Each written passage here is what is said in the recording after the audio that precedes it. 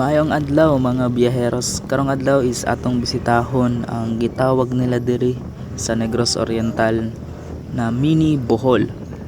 Kay nasa mga gagmay nga chocolate hills kung tawagon.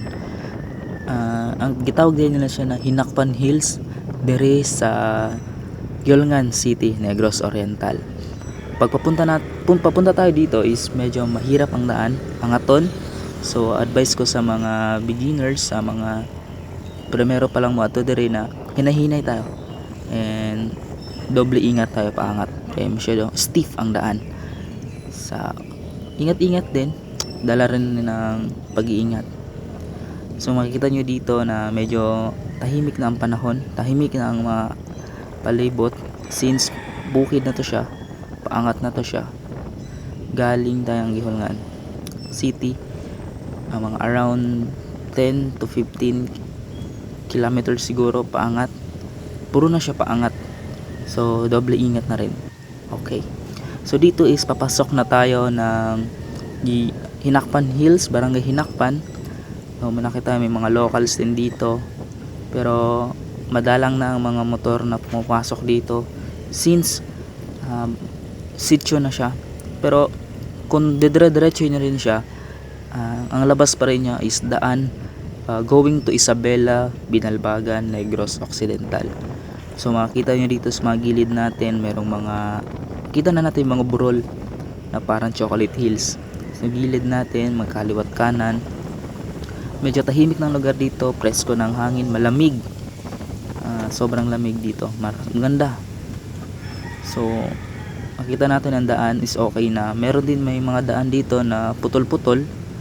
Makita na dyan, kita nyo sa kanan ko, mga putol pa siya, ongoing pa siya. Kita nyo siya, yun, kita nyo ng mga patusok ng mga burol.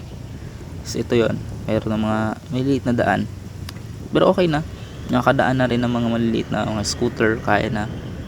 So makita na dyan, kita nyo na going the top. Papunta pala tayo sa tinawag nila na Monte Calvario, 14th station of the cross na siya.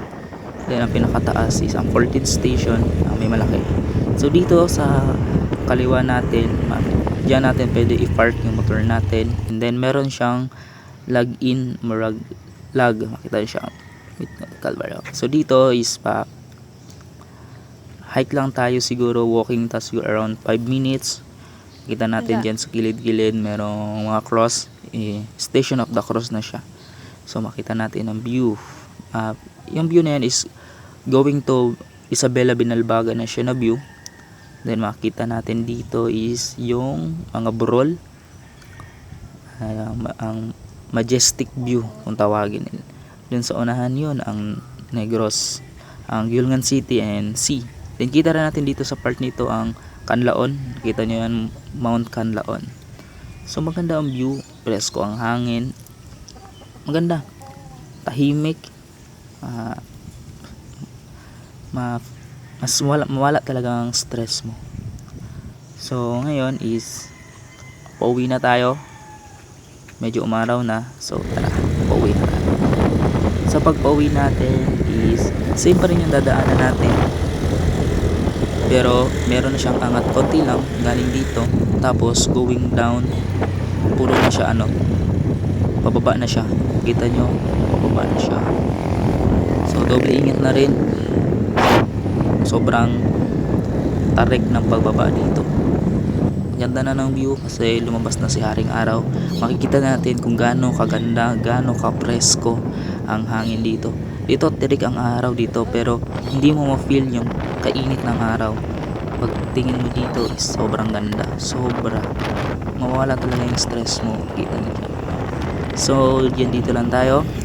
Enjoy nyo ang view and enjoy the travel.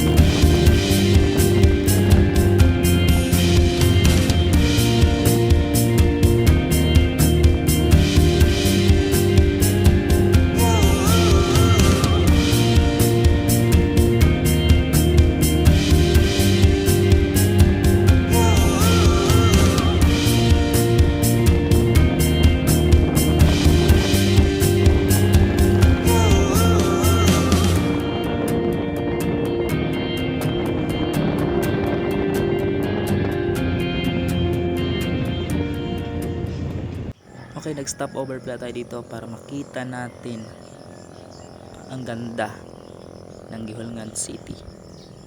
Kita nyo dyan sa loob. So ngayon, continue tayo sa pagbaba. Ingat na rin, syempre. Ingat-ingat na rin sa pagbaba ng biyahe. So, pero medyo kasi matarik ang biyahe ng mga dati. So, enjoy.